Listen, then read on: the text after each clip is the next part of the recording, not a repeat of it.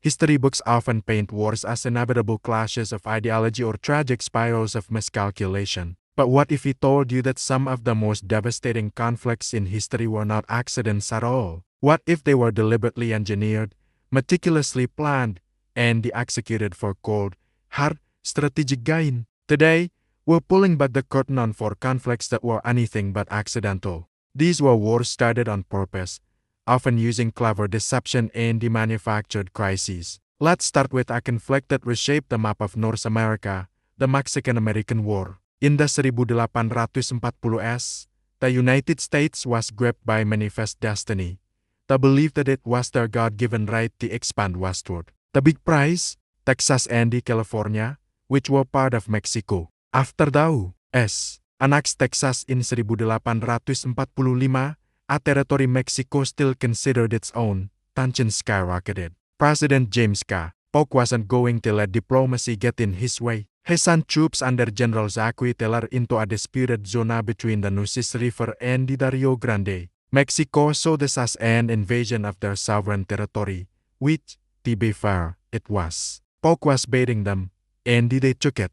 When Mexican cavalry attacked the U.S. patrol in this disputed area, Polk had the justification he needed. He went to Congress and declared that Mexico has shed American blood upon the American soil. It was a masterstroke of political framing. The resulting war was a decisive victory for the U.S., which acquired a vast territory including modern-day California, Nevada, Utah, Arizona, and New Mexico. It was a textbook case of provoking a weaker nation to seize its land, all under the guise of a defensive action. Next, we travel to the late 19th century and the Spanish-American War. By the 1890s, the Spanish Empire was crumbling, but it still held onto valuable colonies like Cuba and the Philippines. The United States, a rising industrial power, was eager to build its own empire. The American public was already riled up by sensationalist yellow journalism, with newspapers owned by William Randolph Hearst and Joseph Pulitzer publishing lurid, often exaggerated, stories of Spanish atrocities in Cuba. The stage was set, but they needed a spark. That spark came on February 15, 1898, when the USS Maine exploded in Havana Harbor, killing 266 American sailors. The press immediately blamed Spain, with the famous headline screaming, "Remember the Maine, to hell with Spain." President McKinley, despite his personal reluctance, was pushed by public outrage and the political pressure into declaring war. The thing is, we still don't know for sure what caused the Maine to explode. Later investigations suggest it was likely an accidental internal explosion in the ship's coal bunker, not a Spanish mine. But it didn't matter. The incident was the perfect pretext. The U.S.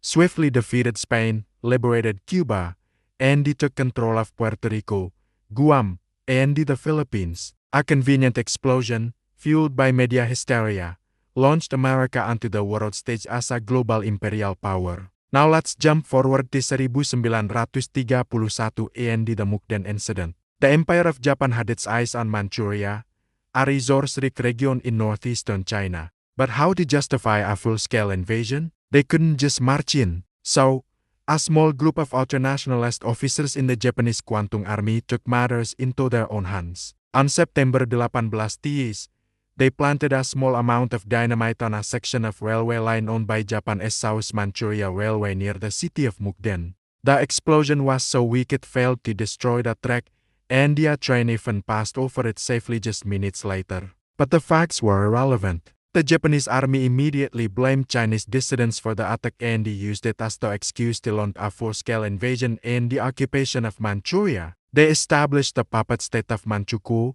effectively turning the region into a Japanese colony. The international community, including the League of Nations, condemned Japan's actions but did little to stop them. This carefully manufactured incident was a crucial step in Japan's militaristic expansion that would eventually lead straight into the Second World War. Finally, we arrive at one of the most infamous examples of a manufactured pretext for war, the Gulf of Tonkin incident. In 1964, the United States was getting deeper and deeper into Vietnam, supporting the South against the Communist North. President Lyndon B. Johnson wanted to escalate American involvement, but he needed a clear reason to convince Congress and the American people. He got his reason in August of that year. The official story was that on two separate occasions, North Vietnamese patrol boats launched unprovoked attacks on the USS Maddox, an American destroyer, in the Gulf of Tonkin. The first attack on August 2 and likely that happened, though the context was that the Maddox was conducting intelligence gathering missions in support of South Vietnamese raids. But it's the alleged second attack on August 4 that is the most controversial. In the darkness and the chaos of a stormy night, sailors on the Maddox and another destroyer reported they were under attack. However, subsequent evidence, including testimony from pilots and the declassified documents, has shown that there was almost certainly no more second attack. The enemy vessels were likely just sonar ghosts and the nervous mistakes. But President Johnson and his administration seized on the reports. He went on national television, spoke of repeated acts of aggression, and he used the incident to push the Gulf of Tonkin resolution through Congress. This resolution gave him broad authority to use military force in Southeast Asia without a formal declaration of war. It was the legal green light for the massive escalation of the Vietnam War, a conflict that would cost millions of lives.